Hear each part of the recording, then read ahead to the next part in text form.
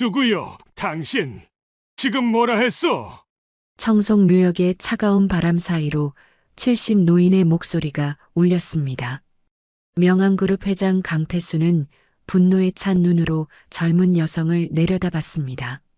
이 아이들의 아버지는 강인우 씨입니다. 서민아는 떨리는 손으로 새쌍둥이를 감싸 안았습니다. 1살짜리 아이들은 마치 죽은 아버지를 아는 듯 묘비를 어루만지고 있었습니다.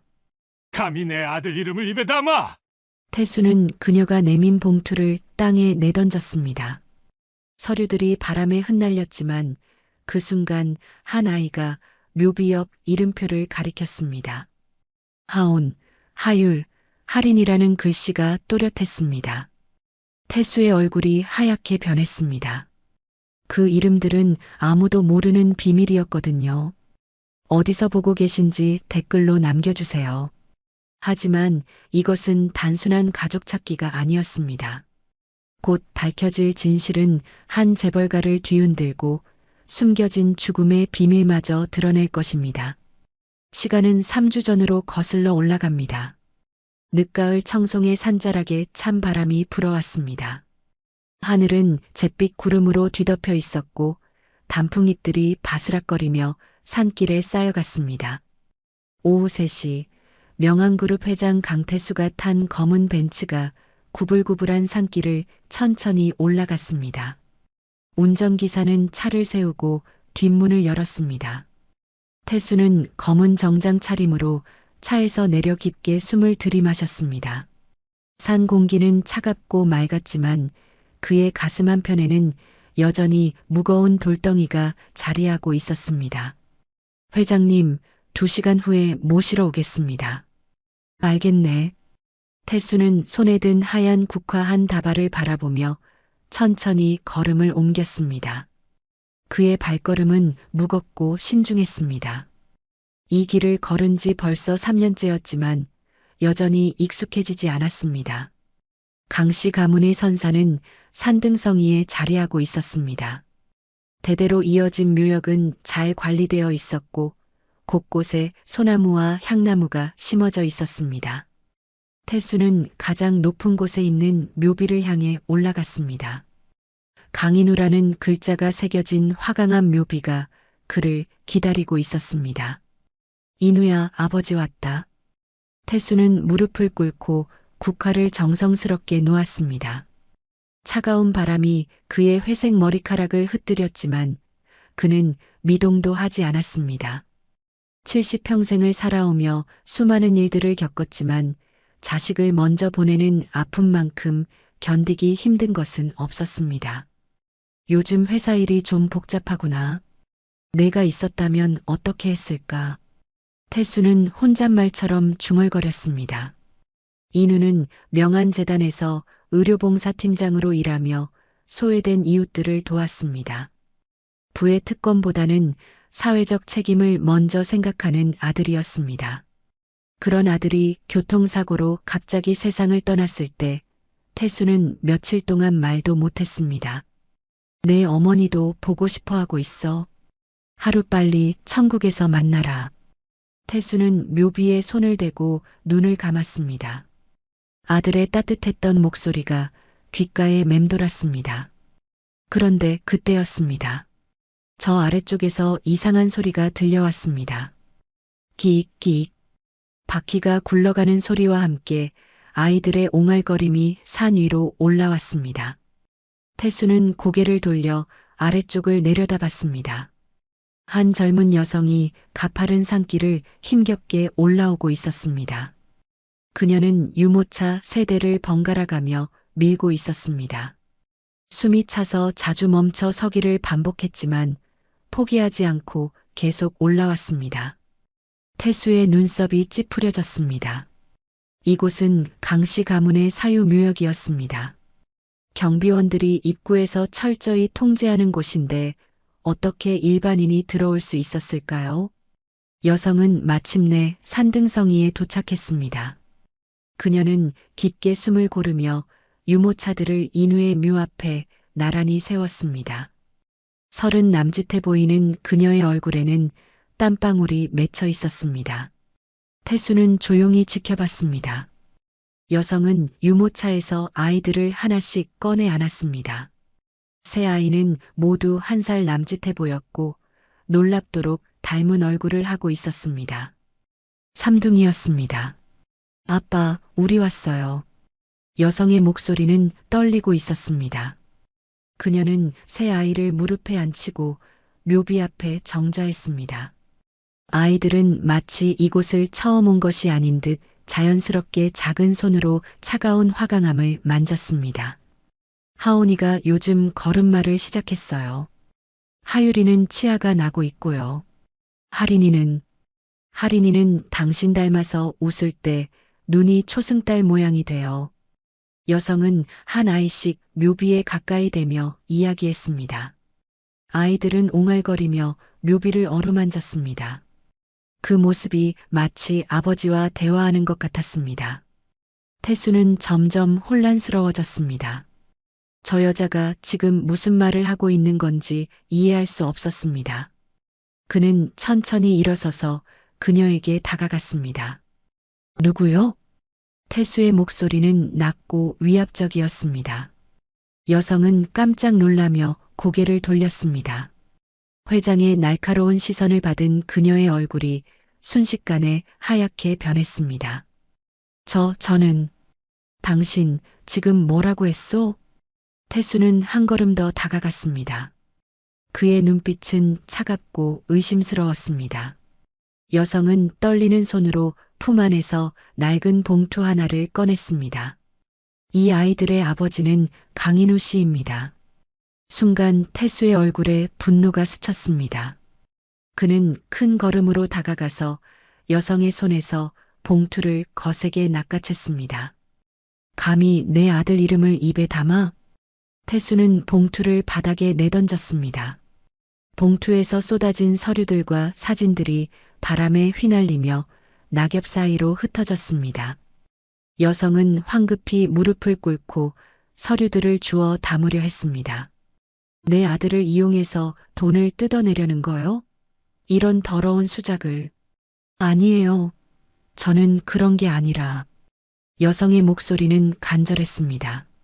하지만 태수는 들으려 하지 않았습니다.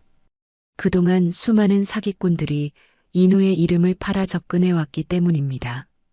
바로 그때였습니다. 유모차에 앉아있던 아이 하나가 옹알거리며 묘비 옆에 세워진 작은 이름표를 가리켰습니다. 나무로 만든 그 이름표에는 하온, 하율, 할인이라는 글씨가 또박또박 새겨져 있었습니다. 태수의 손이 떨렸습니다. 그 이름들은 인우가 생전에 미래의 자녀들을 위해 정성스럽게 지어둔 태명들이었습니다. 아무도 모르는 오직 부자만이 공유했던 비밀이었습니다. 인우는 결혼도 하지 않았으면서 언젠가 아이들이 생기면 그 이름들을 주고 싶다고 했었습니다. 어떻게 이 이름을? 태수는 중얼거리며 뒤로 물러섰습니다. 여성은 그의 당황한 모습을 보며 조심스럽게 입을 열었습니다. 인우 씨가 직접 지어준 이름들이에요. 아이들이 태어나기 전부터 계속 불러주셨거든요. 태수의 머릿속이 복잡해졌습니다. 인우는 분명 결혼한 적이 없었습니다. 연인이 있다는 말도 들어본 적이 없었습니다. 항상 일에만 매진하던 아들이었는데 언제 이런 일이 있었을까요? 여성은 흩어진 서류들을 주워 담으며 말했습니다. 저는 서민아라고 합니다. 인우 씨와 사랑하는 사이였어요. 태수는 그 말을 들으며 더욱 혼란스러워졌습니다. 하지만 곧 자신을 추스렸습니다. 지금까지 얼마나 많은 사기꾼들이 그럴듯한 이야기를 들고 찾아왔습니까? 이번에도 마찬가지일 것이었습니다. 이 연극, 오늘로 끝이요. 태수는 차갑게 말하며 돌아섰습니다. 그러나 몇 걸음 가다가 뒤에서 들려오는 소리에 발걸음이 멈췄습니다. 새 아이가 동시에 울기 시작한 것이었습니다. 마치 아버지가 떠나는 것을 아는 듯한 애절한 울음소리였습니다. 태수는 고개를 돌리지 않았습니다. 하지만 그의 어깨는 미세하게 떨리고 있었습니다. 그리고 귓가에는 인우가 어렸을 때 울던 목소리가 겹쳐서 들려왔습니다. 새벽 5시 명항그룹 본사 임원층에는 이미 불이 켜져 있었습니다. 부회장실에서는 강도혁이 휴대폰을 귀에 대고 낮은 목소리로 통화하고 있었습니다. 네, 기자님. 정확한 팩트만 전달해드리죠. 도혁은 책상 위에 펼쳐진 서류들을 바라보며 말했습니다. 그곳에는 서민아의 신상 정보와 사진들이 정리되어 있었습니다. 요양병원 간호조무사 출신, 미혼모, 새쌍둥이 양육 중이라는 기본 정보들이었습니다. 간호사 출신 미혼모가 명항그룹 회장 아들을 사칭하며 접근했다는 내용으로 기사 부탁드립니다. 증거 자료는 따로 전달하겠습니다. 도혁은 통화를 끝내고 의자에 깊숙이 몸을 맡겼습니다. 그의 얼굴에는 차가운 미소가 번졌습니다. 회장의 혈육이라고 주장하는 아이들이 나타났다는 소식을 들었을 때부터 그는 이 일을 어떻게 처리할지 계획하고 있었습니다. 가문을 지키는 것이 내 역할이지. 도혁은 혼잣말을 하며 다음 연락처로 전화를 걸었습니다. 포털 사이트 연예부 기자, 방송국 사회부 기자, 그리고 몇 개의 온라인 매체까지 하나씩 연락을 돌리며 같은 내용을 전달했습니다. 오전 9시가 되자 첫 번째 기사가 올라왔습니다. 명항그룹 회장 아들 사칭 의혹, 미혼모의 치밀한 계획인가? 제목을 본 도혁은 만족스러운 표정을 지었습니다. 한편 청송의 작은 원룸에서는 서민아가 새 아이에게 분유를 먹이고 있었습니다. 하온이는 젖병을 빨며 엄마를 올려다봤고 하유리와 하린이는 나란히 누워 천장의 모비를 바라보고 있었습니다. 우리 하온이 맛있니? 미나는 부드러운 목소리로 아이를 달래며 분유를 먹였습니다. 어젯밤 묘역에서 있었던 일이 계속 머릿속을 맴돌았지만 아이들 앞에서는 웃는 얼굴을 유지하려 노력했습니다. 그때 휴대폰에서 알림음이 계속 울렸습니다. 카카오톡 메시지가 연달아 들어오고 있었습니다. 미나는 하온이를 침대에 눕히고 휴대폰을 확인했습니다. 요양병원 동료 간호사들의 메시지였습니다. 미나야, 이거 진짜야? 뉴스에 내 사진 나왔는데 어떻게 된 거야? 미나는 급하게 인터넷을 검색했습니다. 포털 사이트 메인 화면에 자신의 사진이 크게 걸려 있었습니다. 명항그룹 회장 아들 사칭 미혼모 논란이라는 제목과 함께였습니다. 기사를 클릭해서 읽어보니 내용은 더욱 충격적이었습니다. 자신이 돈을 노리고 고인을 사칭했다는 내용, 새쌍둥이의 생부가 불분명하다는 추측, 심지어 과거 요양병원에서의 근무 태도까지 문제 삼고 있었습니다. 이게 뭐예요? 미나의 손이 떨렸습니다. 기사 하단의 댓글들은 더욱 가혹했습니다. 요즘 이런 사기꾼들이 많다더라. 불쌍한 척하지 말고 일이나 해라. 아이들이 진짜 불쌍하네.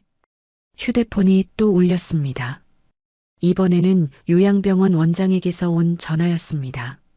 미나 씨, 지금 상황이 어떻게 된 건가요? 원장님, 저는 거짓말을 한 게 아니에요. 정말로. 일단 병원 일은 당분간 쉬는 게 좋겠어요. 환자분들과 보호자들이 민감하게 반응할 수 있거든요. 전화가 끊어진 후 미나는 바닥에 주저앉았습니다. 하루 만에 모든 것이 무너져 내렸습니다. 일자리도 잃었고 사람들의 시선도 차가워졌습니다. 더욱 견디기 힘든 것은 인우와의 소중한 추억마저 더럽혀졌다는 사실이었습니다. 새 아이가 동시에 울기 시작했습니다.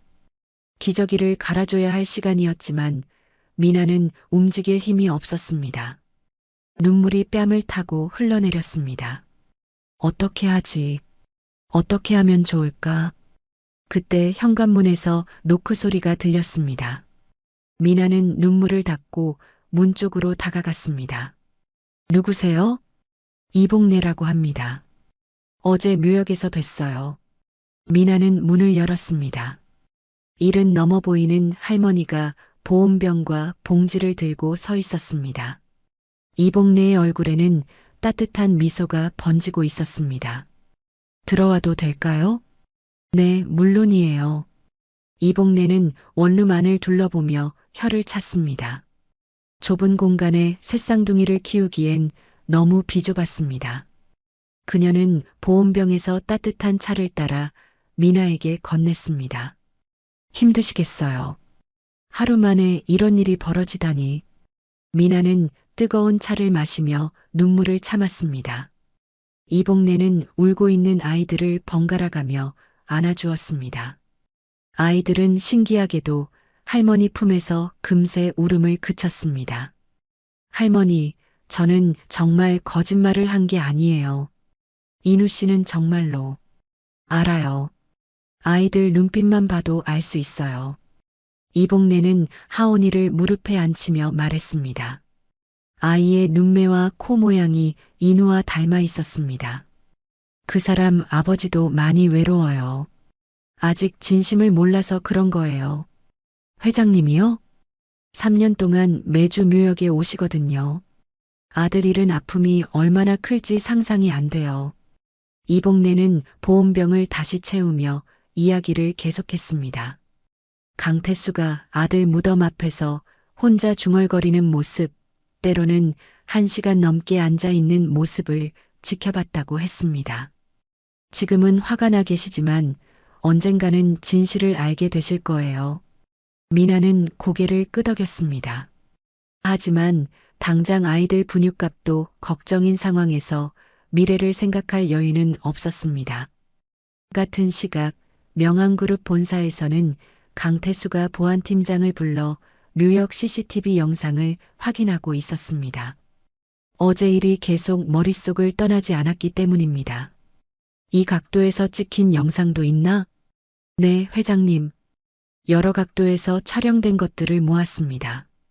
태수는 모니터 화면을 자세히 들여다봤습니다. 서민아가 새 아이와 함께 묘비 앞에 앉아 있는 모습이 선명하게 보였습니다. 아이들이 묘비를 만지며 옹알거리는 장면, 여성이 눈물을 닦는 장면도 있었습니다. 애를 셋이나 낳고 혼자 산다니. 태수는 중얼거리며 영상을 반복해서 봤습니다. 새쌍둥이의 얼굴은 모두 닮아 있었고 특히 눈매가 인우와 비슷해 보였습니다. 하지만 그는 그런 생각을 애써 지우려 했습니다. 설마. 그때 도혁이 회장실로 들어왔습니다. 그의 손에는 두꺼운 파일이 들려 있었습니다. 회장님, 사건 무마를 위해 관련 자료를 정리했습니다. 도혁은 파일을 책상 위에 놓으며 설명하기 시작했습니다. 서민아의 신상 정보, 과거 직장 기록, 그리고 새쌍둥이 관련 서류들이 정리되어 있었습니다. 이런 여자는 믿을 수 없습니다. 돈이 목적인 게 뻔해요. 태수는 파일을 넘기며 내용을 확인했습니다. 그런데 사진 한 장이 그의 시선을 사로잡았습니다. 새쌍둥이가 나란히 누워있는 사진이었는데 아이들의 손목에 작은 매듭 팔찌가 차여 있었습니다. 그 팔찌는 태수에게 익숙한 것이었습니다. 인우가 어릴 때 직접 만들어 차고 다녔던 단 하나뿐인 가족 상징 팔찌였습니다. 빨간색과 파란색 실로 특별한 매듭을 만든 것이었는데 인우가 초등학교 때 배운 전통 매듭법으로 만든 것이었습니다. 이 팔찌는 태수의 목소리가 떨렸습니다. 도혁은 그의 표정 변화를 눈치채고 당황했습니다. 무슨 문제가 있습니까? 아니다. 됐어. 태수는 파일을 덮으며 자리에서 일어났습니다. 하지만 그의 마음은 이미 복잡하게 얽혀 있었습니다. 매듭 팔찌는 인우만이 만들 수 있는 것이었습니다. 그런데 어떻게 저 아이들이 같은 팔찌를 차고 있을까요? 그날 밤 태수는 다시 청송 묘역을 찾았습니다. 어둠 속에서 인우의 묘비는 더욱 쓸쓸해 보였습니다. 그는 무릎을 꿇고 아들에게 말을 걸었습니다. 인우야, 내가 정말. 태수는 말을 끝내지 못했습니다. 만약 그 아이들이 정말로 인우의 자식이라면 자신은 돌이킬 수 없는 실수를 한 것이었습니다. 하지만 아직 확신할 수는 없었습니다. 차가운 바람이 묘역을 스쳐 지나갔습니다. 태수는 오랫동안 그 자리에 앉아 있었습니다. 사흘째 계속된 비가 청송의 하늘을 무겁게 덮고 있었습니다. 서민아는 원룸 창가에 앉아 젖은 유리창 너머로 내리는 빗줄기를 바라봤습니다. 지난 며칠간 세상은 그녀에게 등을 돌렸습니다. 요양병원에서는 연락이 끊어졌고 동네 사람들의 시선도 차가워졌습니다. 새쌍둥이는 침대에서 나란히 잠들어 있었습니다. 하온이와 하유리는 고른 숨소리를 내며 평온해 보였지만 하린이는 자꾸 뒤척이며 미열을 보이고 있었습니다. 미나는 아이의 이마에 손을 대봤습니다. 어제보다 더 뜨거워진 것 같았습니다. 어떻게 하지? 미나는 통장 잔고를 확인했습니다. 10만 원이 채 남지 않았습니다. 분유값과 기저귀 값을 생각하면 일주일도 버티기 힘든 상황이었습니다. 무엇보다 하린이의 열이 계속 오르는 것이 걱정되었습니다. 그녀는 마지막 용기를 내기로 결심했습니다. 직접 명함그룹 본사로 가서 회장을 만나는 것이었습니다. 유전자 검사만이라도 받을 수 있다면 아이들의 정체를 증명할 수 있을 것이었습니다. 미나는 새 아이를 유모차에 태우고 집을 나섰습니다. 비가 내리는 날씨였지만 포기할 수 없었습니다. 버스를 3번 갈아타고 서울 시내까지 올라왔습니다. 명함그룹 본사 건물은 강남 한복판에 우뚝 솟아 있었습니다. 건물 로비에 들어서자 경비원들의 시선이 집중되었습니다. 젖은 옷을 입고 유모차 세대를 끌고 온 젊은 여성은 분명 이곳과 어울리지 않는 모습이었습니다. 실례합니다. 강태수 회장님을 뵙고 싶은데요. 미나는 경비원에게 정중하게 말했습니다. 경비원은 그녀를 위아래로 훑어본 후 냉정한 표정을 지었습니다. 예약이 있으신가요? 없습니다만 정말 중요한 일이에요. 회장님께서 꼭 알아야 할 내용이. 예약 없이는 면회가 불가능합니다. 돌아가세요. 경비원의 목소리는 단호했습니다. 미나는 포기하지 않고 다시 말했습니다. 제발 한 번만 전화로라도 연결해 주세요. 이 아이들과 관련된 일이에요. 아가씨, 사기꾼 취급받기 싫으면 나가시오. 경비원의 말은 더욱 거칠어졌습니다. 로비에 있던 다른 사람들도 수군거리며 미나를 바라봤습니다. 그녀는 얼굴이 빨갛게 달아올랐지만 아이들을 위해 참았습니다. 유전자 검사만이라도 시켜주세요. 아이들이라도 증명해야 해요. 미나의 목소리는 간절했습니다. 하지만 경비원은 들으려 하지 않았습니다. 그때 유모차에서 하린이가 갑자기 울음을 터뜨렸습니다. 아이의 얼굴이 빨갛게 달아올라 있었습니다. 미나는 급하게 하린이를 안아들었습니다. 아이의 몸이 불덩이처럼 뜨거웠습니다. 체온이 급격히 올라간 것 같았습니다. 하린아, 괜찮아. 엄마가 있어. 하린이는 숨소리까지 거칠어지고 있었습니다. 미나는 더 이상 기다릴 수 없다고 판단했습니다. 병원으로 가야 했습니다. 택시. 미나는 급하게 건물 밖으로 나가 택시를 잡았습니다. 다행히 한 대가 멈춰섰습니다. 명암병원 응급실로 가주세요. 급해요. 택시기사는 뒷좌석의 새쌍둥이를 보며 놀랐지만 미나의 다급한 표정을 보고 바로 출발했습니다.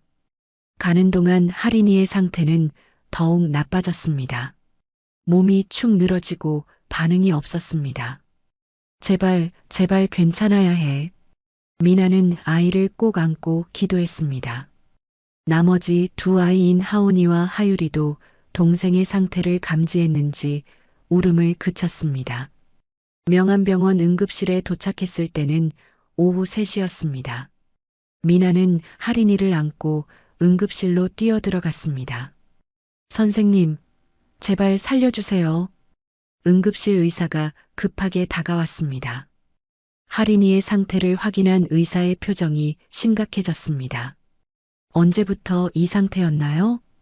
이틀 전부터 미열이 있었는데 오늘 갑자기 악화됐어요. 의사는 할인이를 침대에 눕히고 각종 검사를 시작했습니다. 혈압, 체온, 혈당 수치를 확인했습니다.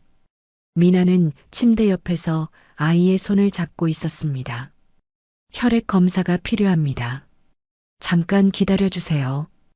의사는 할인이의 팔에서 혈액을 채취했습니다. 미나는 그 과정을 지켜보며 눈물을 흘렸습니다. 이렇게 작은 아이가 아파하는 모습을 보는 것은 가슴이 찢어지는 일이었습니다. 1시간 후 검사 결과가 나왔습니다. 의사는 차트를 들고 미나에게 다가왔습니다.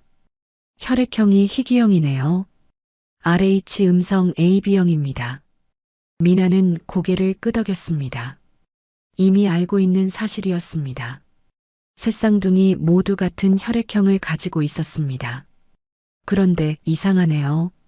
최근에 같은 혈액형을 가진 환자가 있었는데 의사는 잠시 생각하더니 컴퓨터 화면을 확인했습니다. 그리고 놀란 표정을 지었습니다. 강인우 씨와 동일한 혈액형입니다.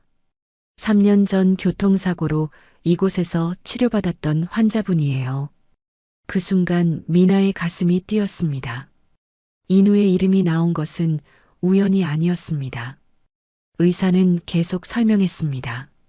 이 혈액형은 한국인 중에서도 매우 희귀해요.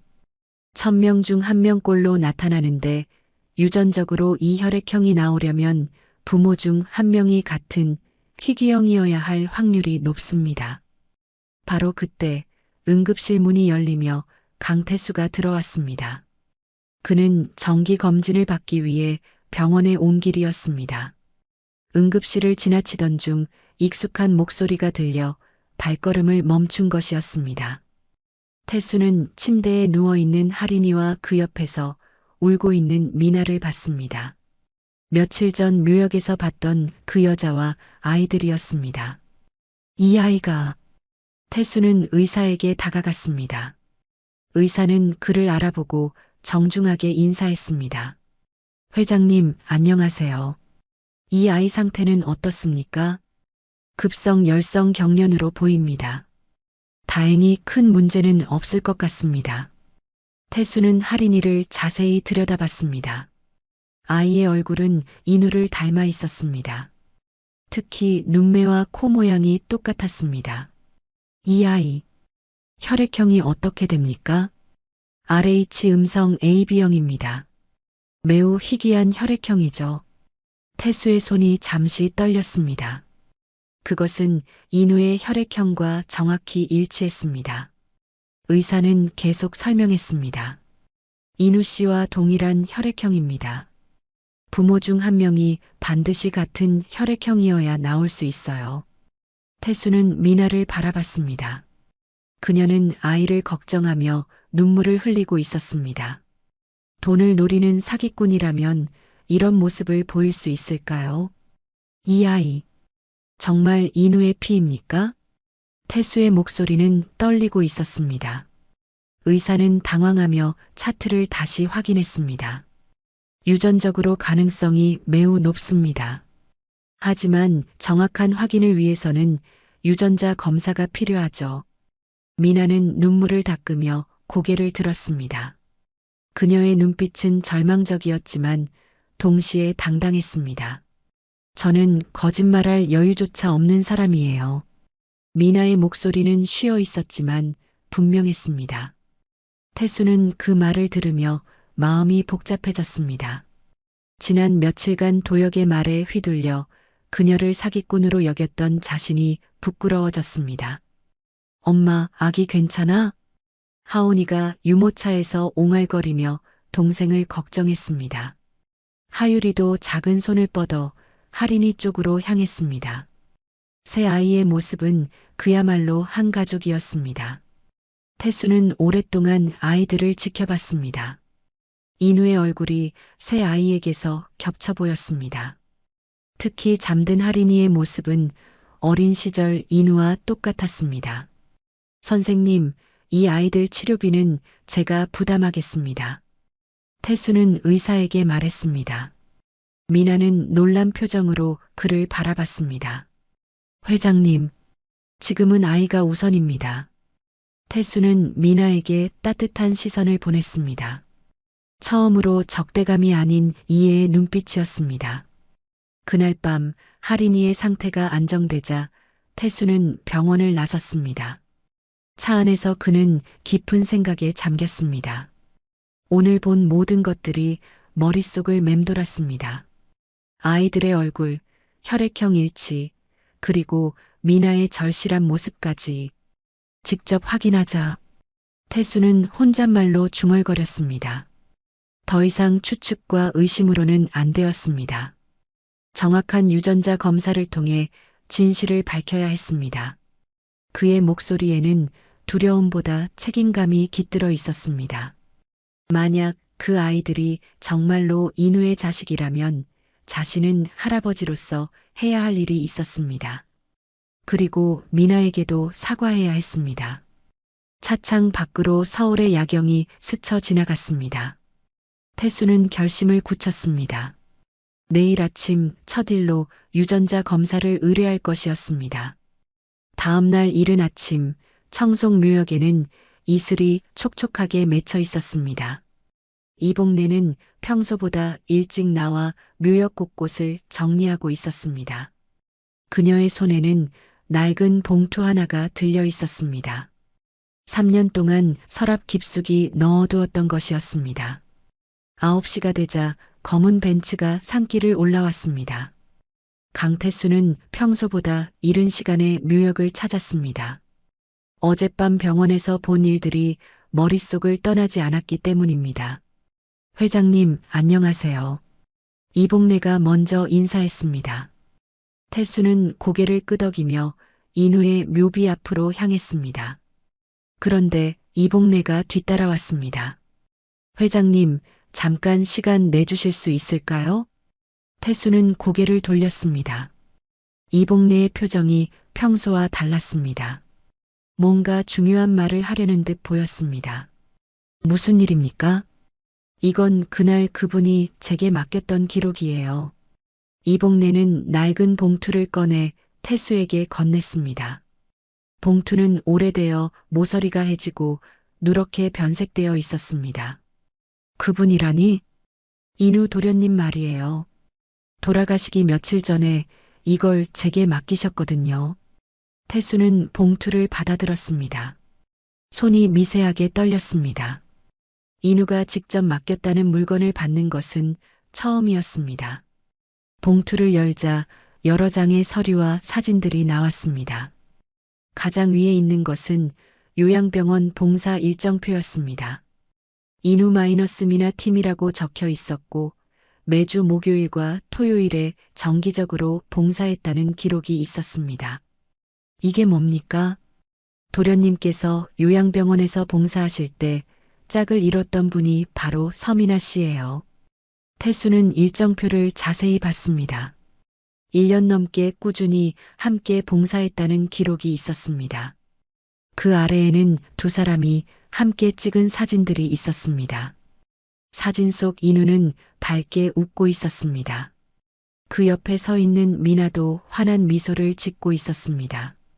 요양원 할머니들과 함께 찍은 사진, 크리스마스 파티 때 찍은 사진, 그리고 두 사람이 나란히 서서 찍은 사진까지 다양했습니다. 도련님이 이 여자분을 정말 좋아하셨어요.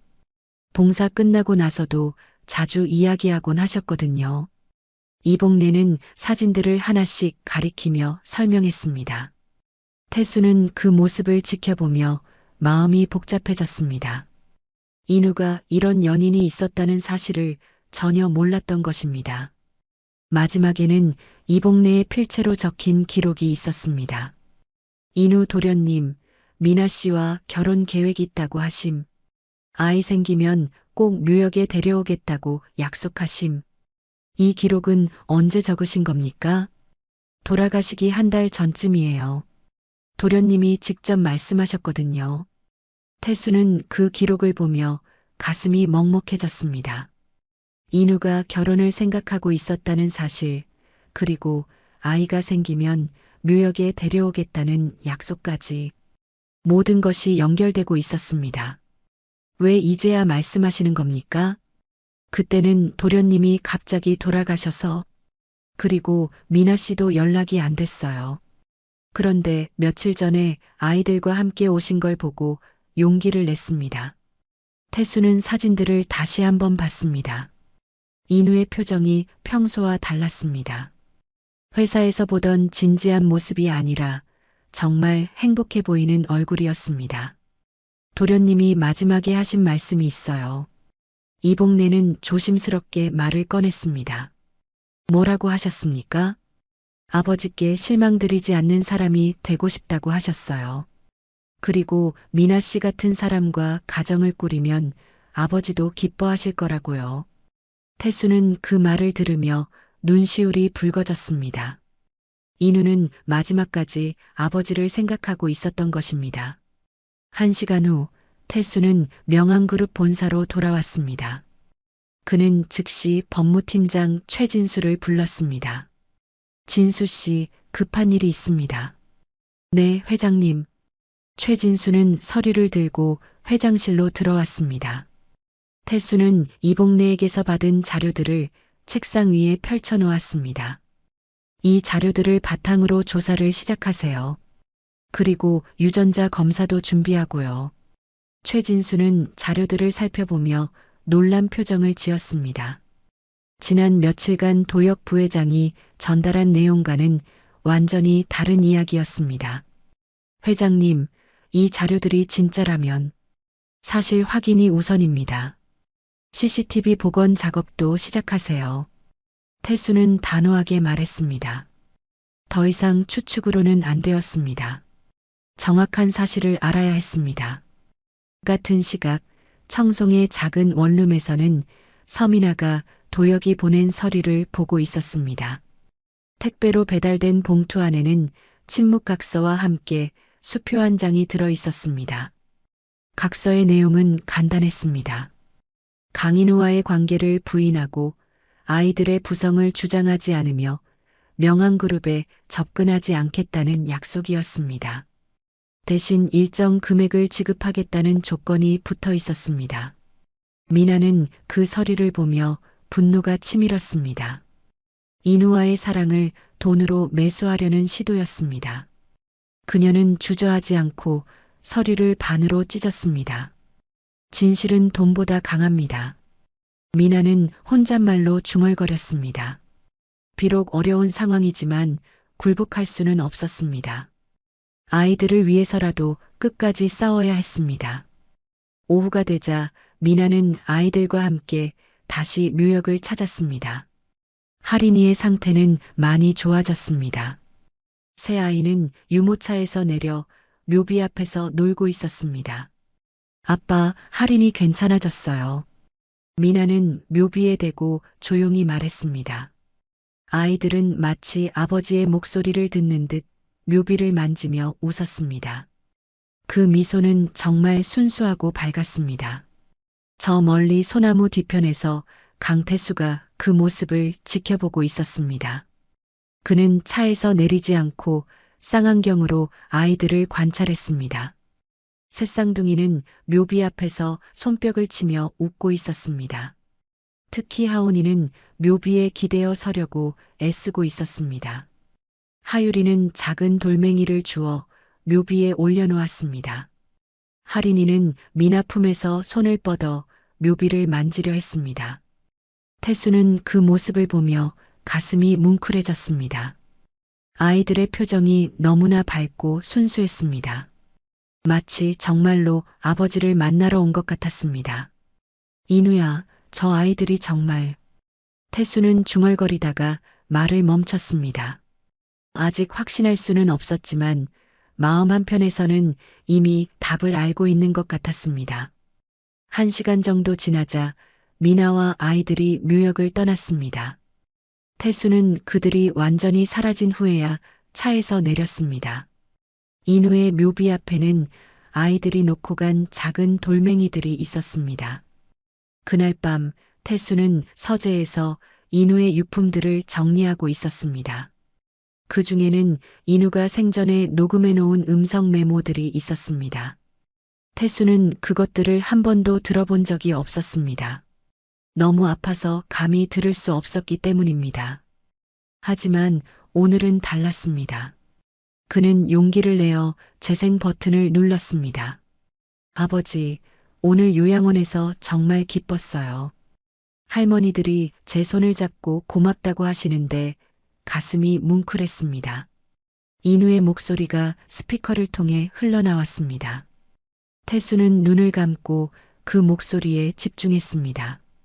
미나라는 간호사분과 함께 봉사하고 있는데 정말 좋은 사람이에요. 환자들을 진심으로 돌보거든요. 태수의 가슴이 뛰기 시작했습니다. 인우가 직접 미나에 대해 이야기하고 있었습니다. 아버지, 나도 아버지 같은 사람이 되고 싶어요. 사회에 도움이 되는 일을 하면서 동시에 사랑하는 사람과 가정을 꾸리고 싶습니다. 그 말이 태수의 가슴에 칼처럼 박혔습니다. 인우는 아버지를 닮고 싶어 했고 동시에 자신만의 행복도 찾고 싶어 했던 것입니다. 언젠가 아버지께 미나를 소개해드리고 싶어요. 정말 좋은 사람이거든요. 음성 메모는 거기서 끝났습니다. 태수는 오랫동안 그 자리에 앉아 있었습니다.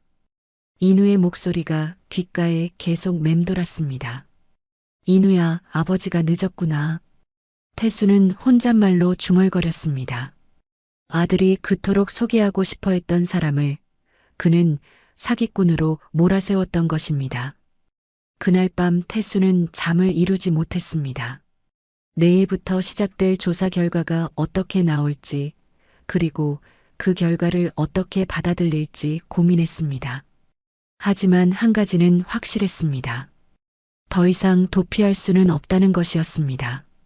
다음 날 아침 강도혁은 명항그룹 홍보실에서 긴급회의를 소집했습니다. 회의실 탁자 위에는 각종 언론사 연락처와 보도자료 초안들이 펼쳐져 있었습니다. 이번이 마지막 기회입니다. 확실하게 매듭 짓죠. 도혁은 홍보실장에게 지시했습니다. 그의 계획은 단순했습니다. 언론을 통해 여론을 완전히 돌려놓는 것이었습니다. 오전 10시부터 각 방송국과 신문사의 보도자료가 배포되기 시작했습니다. 명항그룹 회장, 미혼모 사기극에 흔들려 70 노인을 속이는 치밀한 계획 새쌍둥이, 친부 의혹, 과연 사실일까라는 제목들이 연달아 나왔습니다. 정오 뉴스 시간이 되자 모든 주요 방송사에서 이 소식을 다뤘습니다. 아나운서들은 심각한 표정으로 사건을 전했고 전문가들은 패널로 나와 의견을 쏟아냈습니다. 요즘 이런 사기 수법이 늘고 있습니다. 재벌가를 노린 치밀한 계획으로 보입니다. 피해자는 결국 고인과 유족들이죠. 청송의 작은 원룸 앞에는 오후부터 기자들이 몰려들기 시작했습니다. 취재진들은 카메라와 마이크를 들고 건물 입구를 지켰습니다. 미나는 창문 틈새로 그 모습을 보며 절망했습니다. 새쌍둥이는 이상한 분위기를 감지했는지 자꾸 울었습니다. 미나는 아이들을 달래며 밖으로 나갈 엄두를 내지 못했습니다. 오후 3시 미나는 분유가 떨어져 어쩔 수 없이 밖으로 나가야 했습니다. 문을 열자마자 플래시가 터졌습니다. 서민아 씨, 정말로 강인우 씨와 연인 관계였습니까? 아이들이 강인우 씨 자녀라는 증거가 있나요? 돈이 목적 아닙니까? 기자들의 질문이 쏟아졌습니다. 미나는 유모차를 밀며 그들 사이를 빠져나가려 했지만 쉽지 않았습니다. 그만 좀 하세요. 아이들이 사람이에요. 미나의 목소리는 떨리고 있었습니다. 하지만 기자들은 멈추지 않았습니다. 오히려 더 가까이 다가와 카메라를 들이댔습니다. 하온이가 갑자기 울음을 터뜨렸습니다. 너무 많은 사람들과 플래시 때문에 놀란 것이었습니다. 곧이어 하유리와 하린이도 따라 울기 시작했습니다. 아이들이 무슨 잘못이에요? 제발 그만해 주세요. 미나는 울부짖었지만 아무도 듣지 않았습니다. 그들에게는 특종이 더 중요했습니다.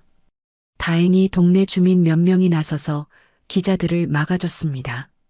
미나는 간신히 편의점에 들어가 분유를 사고 서둘러 집으로 돌아왔습니다. 그날 저녁 뉴스에는 미나와 아이들의 모습이 그대로 방송됐습니다. 새쌍둥이의 얼굴까지 여과 없이 노출됐습니다. 미나는 그 모습을 보며 무력감에 빠졌습니다. 같은 시각 청송묘역에서는 이복래가 남편 김기택과 함께 저녁 정리를 하고 있었습니다. 그들도 뉴스를 통해 상황을 지켜보고 있었습니다. 여보, 이러면 안 되는 거 아니에요? 이복래는 기택에게 말했습니다. 기택은 고개를 끄덕이며 대답했습니다. 그 아이들이 진짜 인우 도련님 자식이라면 이런 일이 있어서는 안 되지. 이복래는 결심을 굳혔습니다. 더 이상 지켜볼 수만은 없었습니다. 그녀는 집에서 오래된 USB 하나를 꺼냈습니다. 다음 날 아침 이복래는 명항그룹 본사를 찾았습니다. 강태수는 그녀의 갑작스러운 방문에 놀랐지만 회장실로 안내했습니다.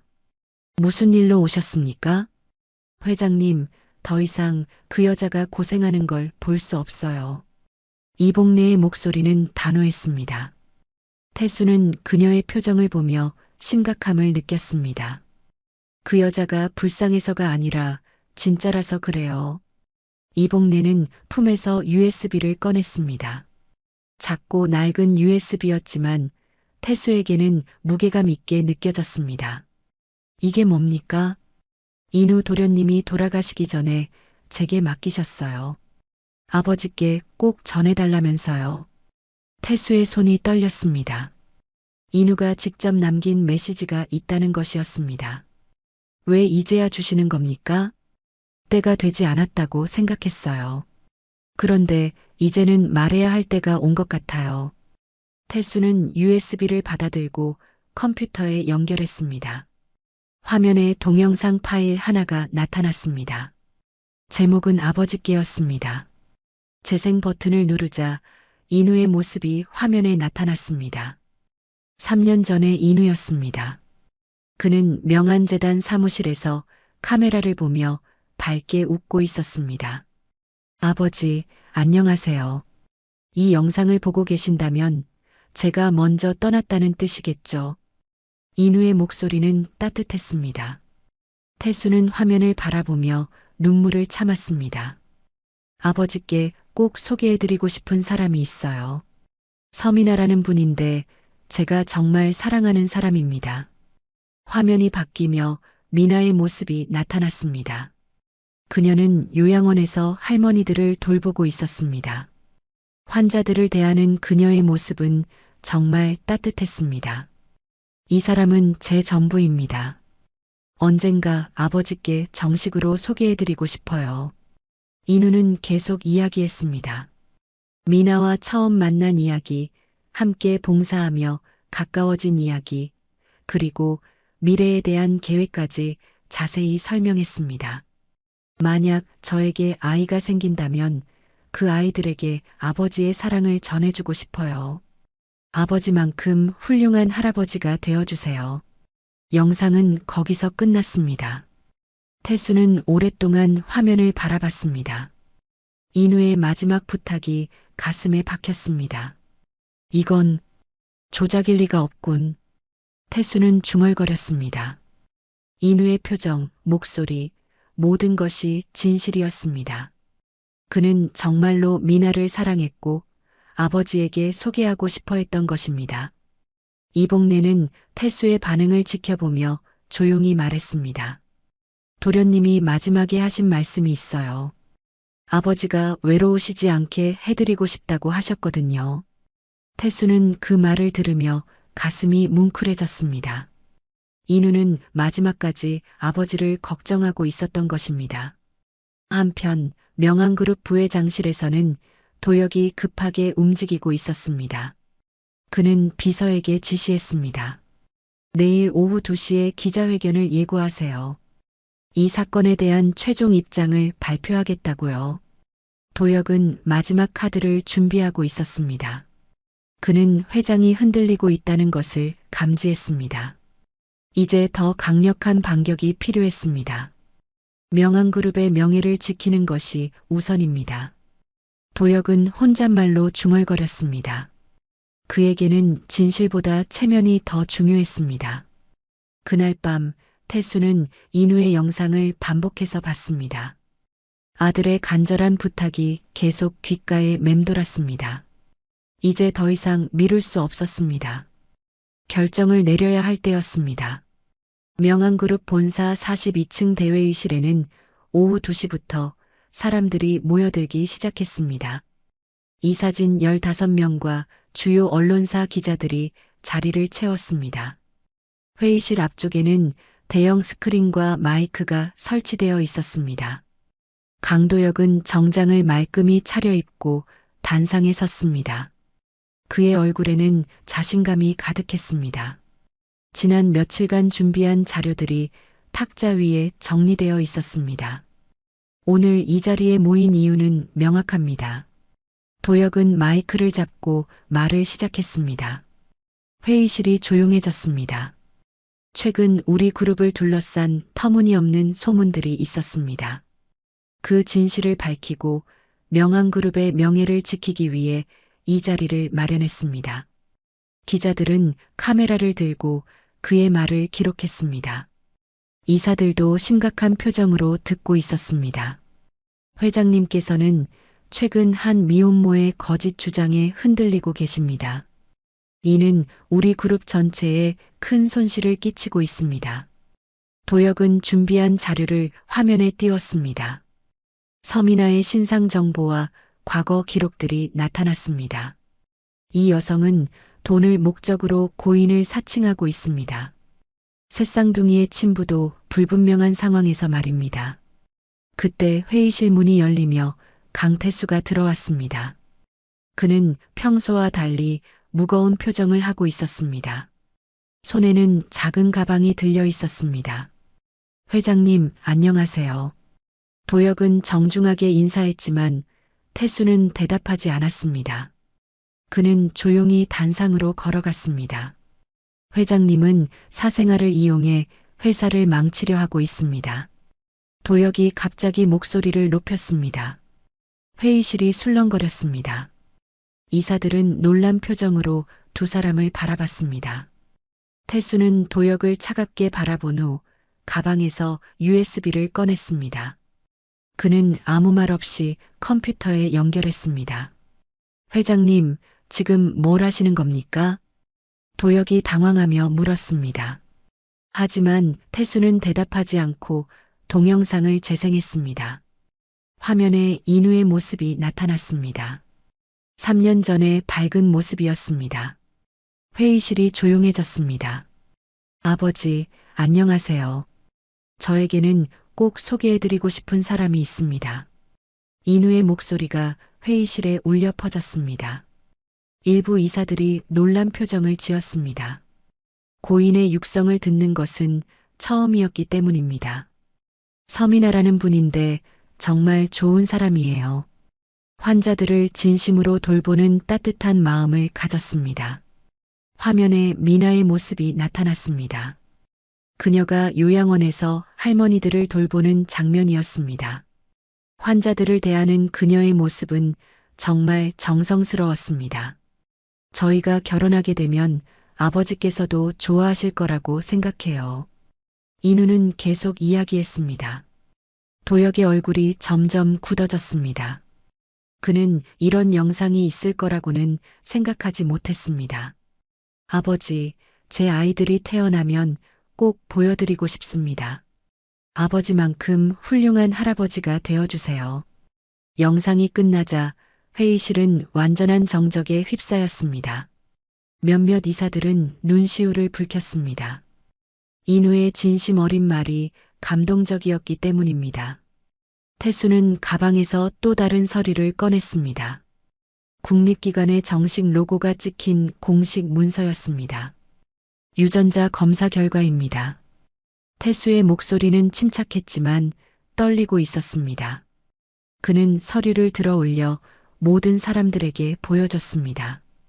국립과학수사연구원에서 실시한 공식 검사입니다. 세 아이 모두 인우의 친자로 확인됐습니다. 회의실이 다시 술렁거렸습니다. 기자들은 급하게 메모를 하고 이사들은 서로 눈짓을 주고받았습니다. 99.99% 일치합니다. 더 이상 의심할 여지가 없습니다.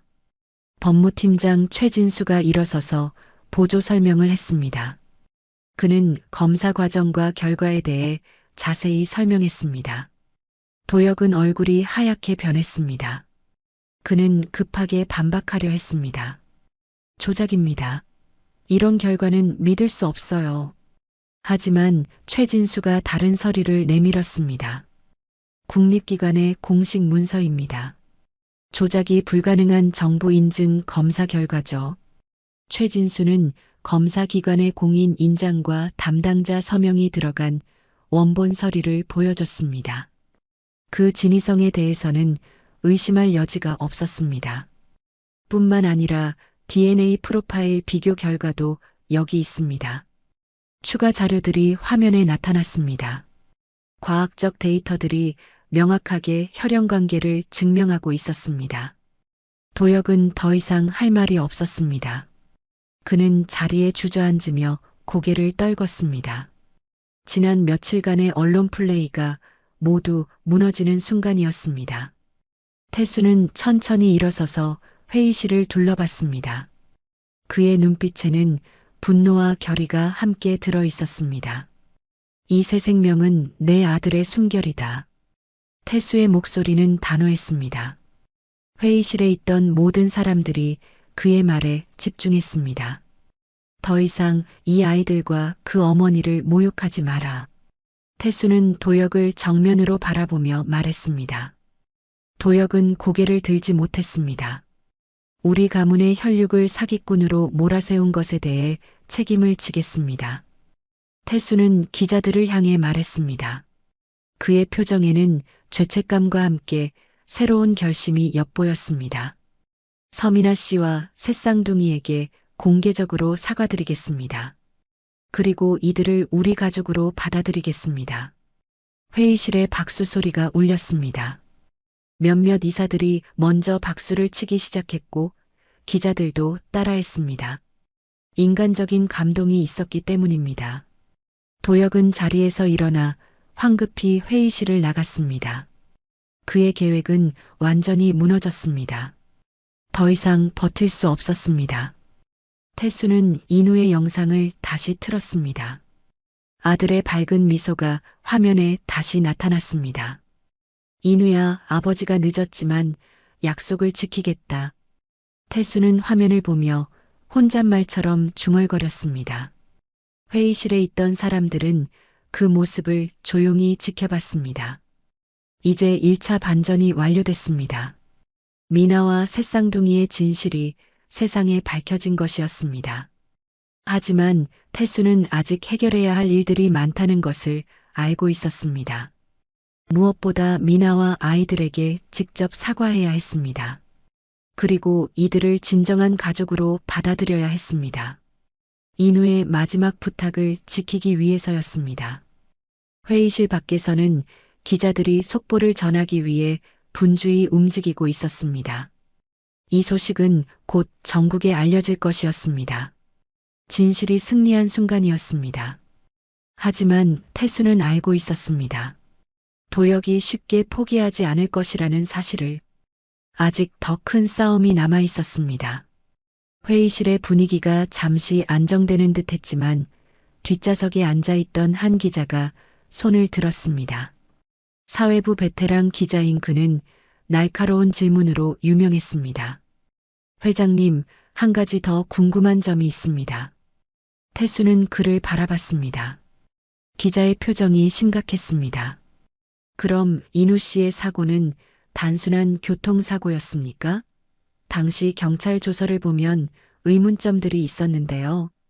그 순간 회의실이 다시 조용해졌습니다. 모든 사람들의 시선이 태수에게 집중됐습니다. 태수 역시 그 질문을 예상하지 못했던 듯 잠시 멈칫했습니다.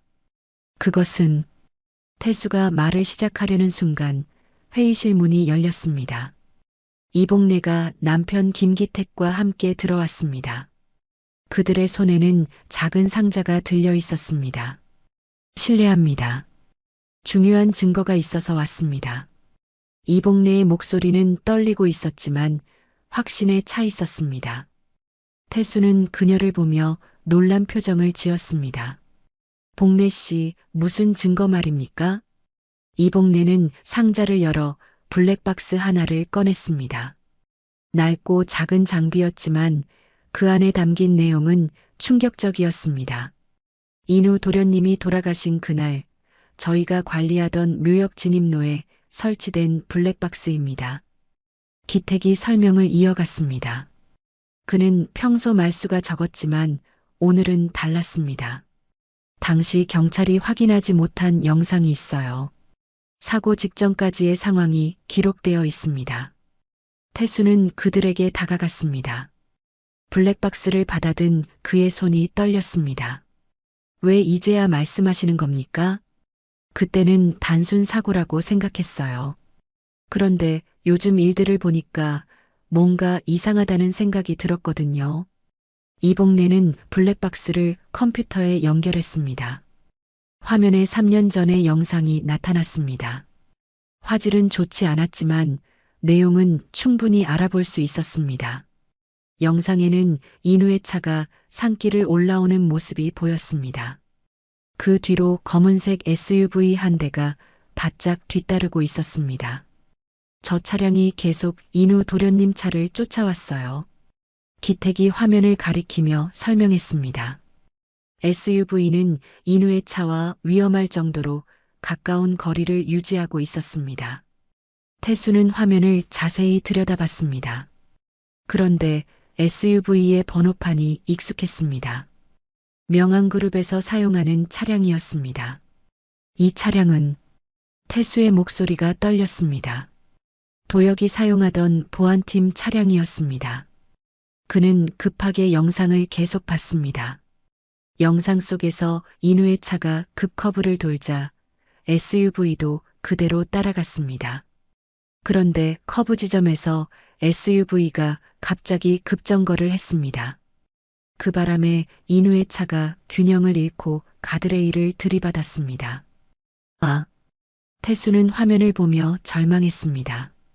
인우의 사고가 단순한 교통사고가 아니었던 것입니다. 이 차량의 소유자를 확인해 보니까 이복래는 또 다른 서류를 꺼냈습니다. 차량 등록증이었습니다. 명항그룹 보안팀 소속이더군요.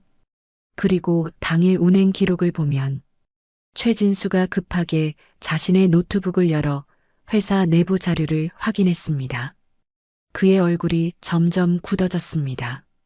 도혁 부회장의 지시로 운행된 차량입니다. 회의실에 충격이 퍼졌습니다.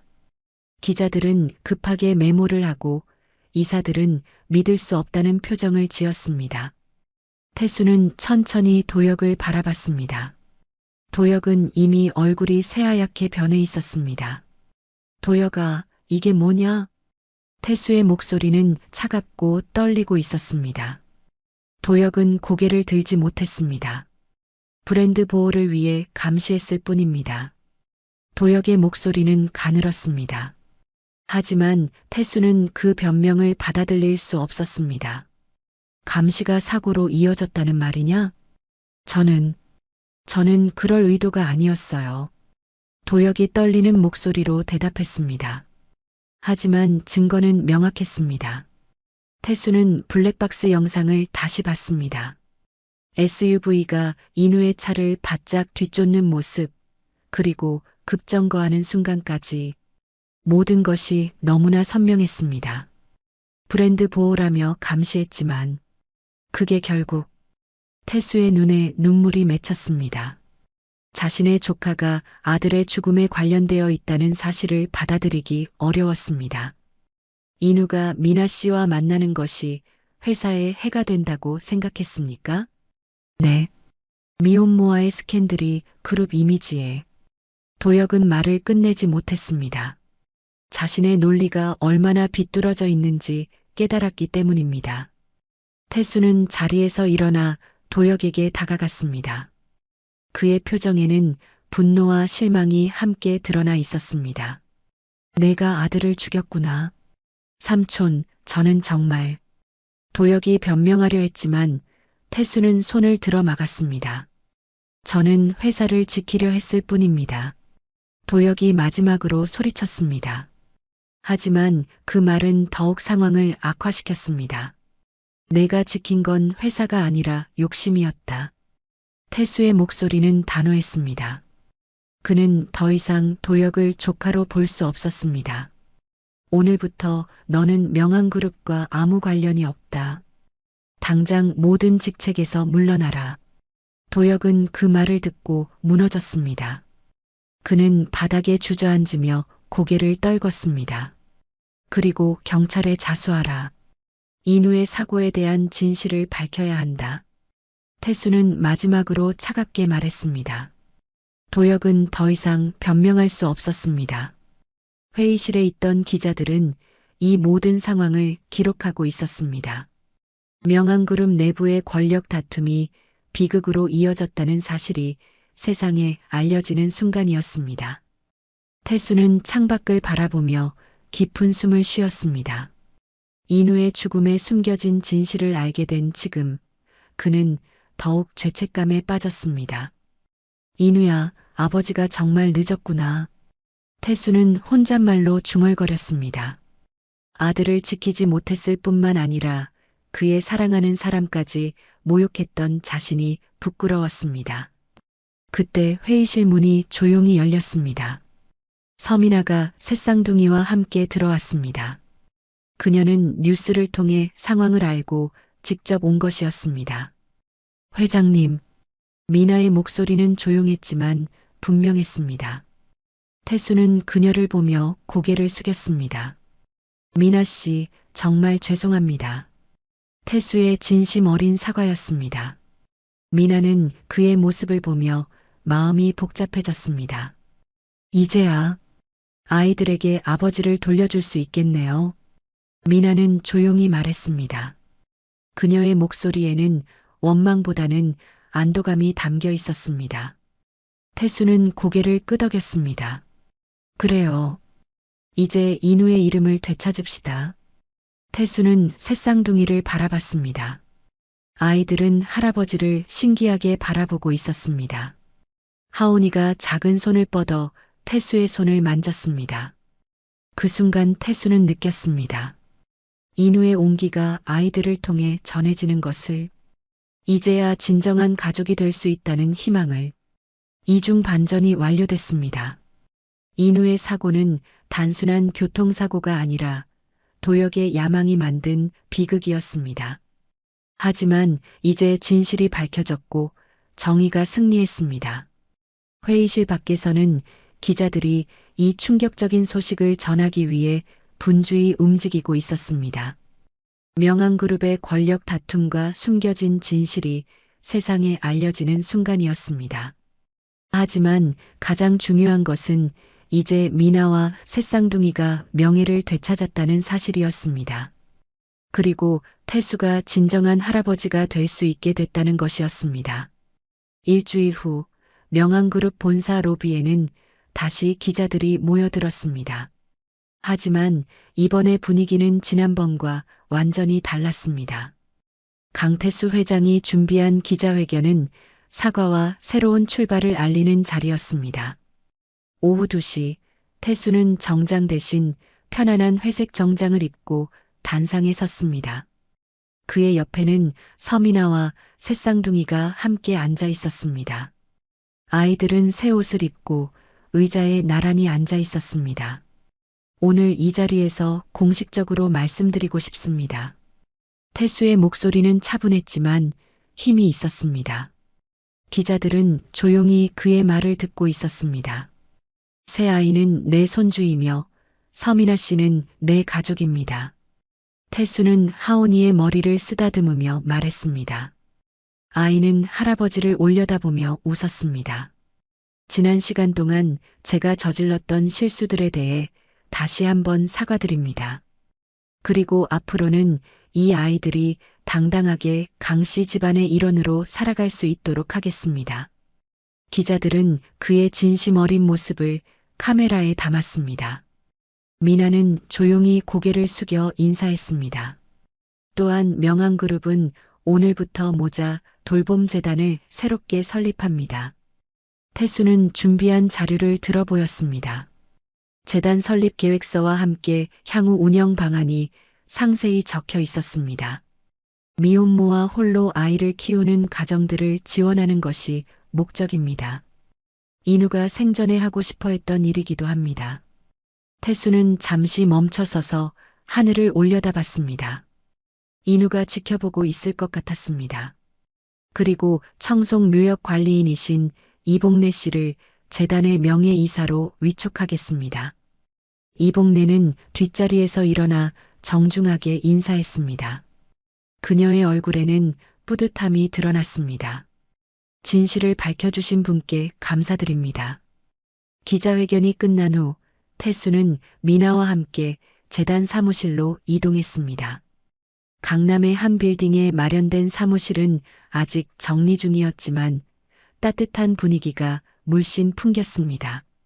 미나 씨는 여기서 미혼모 교육 담당자로 일하시게 됩니다. 태수는 사무실을 둘러보며 설명했습니다. 미나는 요양병원 대신 이곳에서 새로운 일을 시작하게 됐습니다. 정말 괜찮을까요? 미나는 여전히 조심스러웠습니다. 하지만 태수는 확신에 찬 목소리로 대답했습니다. 당신만큼 이 일에 적합한 사람은 없어요. 직접 경험해 본 사람이니까요. 사무실 한쪽에는 아이들을 위한 놀이방도 마련되어 있었습니다. 새쌍둥이는 새로운 장난감들을 보며 신기해했습니다. 한 달이 지난 어느 토요일 오전, 태수는 새쌍둥이를 데리고 청송 시내로 나갔습니다. 유모차 세 대를 밀며 걷는 모습이 많은 사람들의 시선을 끌었습니다. 할아버지, 어디 가요? 하온이가 옹알거리며 물었습니다. 태수는 웃으며 대답했습니다. 할아버지가 제일 좋아하는 곳으로 가자. 그들이 도착한 곳은 시장 안의 작은 국밥집이었습니다. 30년 넘게 운영되고 있는 오래된 가게였습니다. 사장 할머니는 태수를 보며 반갑게 웃었습니다. 어머, 회장님. 오랜만이에요. 안녕하세요. 오늘은 손주들과 함께 왔어요. 태수는 아이들을 소개했습니다. 사장 할머니는 새쌍둥이를 보며 놀라워했습니다. 새쌍둥이라니, 정말 복 받으셨네요. 작은 좌식 테이블에 앉아 국밥을 기다리는 동안 태수는 아이들에게 이야기했습니다. 너희 아버지가 제일 좋아하던 거야. 하유리가 숟가락을 들고 국물을 맛봤습니다. 따뜻하고 구수한 맛이었습니다. 미나는 그 모습을 보며 조용히 미소 지었습니다. 태수가 아이들을 대하는 모습이 정말 자연스러웠습니다. 이제 아버지도 할아버지도 행복하겠죠. 미나의 말에 태수는 고개를 끄덕였습니다. 그래요. 인우가 웃고 있겠어요. 그때 새 아이가 동시에 외쳤습니다. 할아버지. 하온이가 먼저 소리쳤고 하유리와 하린이가 따라했습니다. 국밥집 안의 다른 손님들도 그 모습을 보며 미소 지었습니다. 태수는 아이들을 하나씩 안아주었습니다. 이제야 진정한 가족이 된 것 같았습니다. 오후에는 함께 청송묘역을 찾았습니다. 인우의 묘비 앞에서 태수는 아이들에게 아버지에 대해 이야기해 주었습니다. 너희 아버지는 정말 착한 사람이었어. 다른 사람들을 도와주는 일을 좋아했지. 새쌍둥이는 묘비를 만지며 아버지의 이야기를 들었습니다. 비록 기억할 수는 없지만 아버지의 사랑을 느낄 수 있었습니다. 인우야, 아이들이 잘 자라고 있어. 내가 바라던 대로 말이야.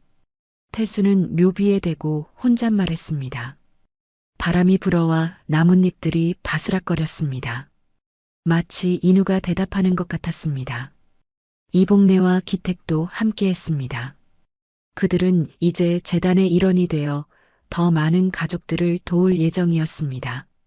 할머니, 고마워요. 미나는 이복래에게 진심으로 감사 인사를 했습니다. 이복래가 없었다면 진실을 밝힐 수 없었을 것입니다. 당연한 일을 했을 뿐이에요. 이제 행복하게 사세요. 해질 무렵 그들은 묘역을 떠나 집으로 돌아갔습니다. 따뜻한 햇살이 네 사람을 비추고 있었습니다. 차 안에서 아이들은 피곤해서 잠들었습니다. 태수는 백미러로 아이들을 바라보며 미소 지었습니다. 정말 인우를 닮았어요. 미나의 말에 태수는 고개를 끄덕였습니다. 그래요. 특히 잠든 모습이 똑같아요. 그날 밤 태수는 서재에서 인우의 사진을 바라봤습니다. 아들의 미소가 예전보다 더 밝아 보였습니다. 이제 됐지, 인우야? 태수는 사진에 대고 말했습니다. 마치 인우가 고개를 끄덕이는 것 같았습니다. 피로 맺힌 고통이 새 생명을 통해 사랑으로 다시 이어졌습니다. 강태수는 잃었던 아들을 되찾았고 미나는 아이들의 아버지를 증명했습니다. 그리고 새쌍둥이는 당당한 강씨 집안의 일원이 되었습니다. 새로운 시작이었습니다. 과거의 아픔을 딛고 일어선 가족의 이야기, 그리고 진실이 승리한 따뜻한 결말이었습니다. 명함그룹 모자 돌봄재단은 앞으로 많은 가족들에게 희망을 줄 것입니다. 인우의 뜻이 계속 이어져 나갈 것입니다. 새쌍둥이가 자라서 아버지의 이야기를 들을 때 그들은 자랑스러워할 것입니다. 사랑하는 사람을 위해 끝까지 진실을 지킨 어머니와 늦었지만 가족을 품어준 할아버지의 이야기를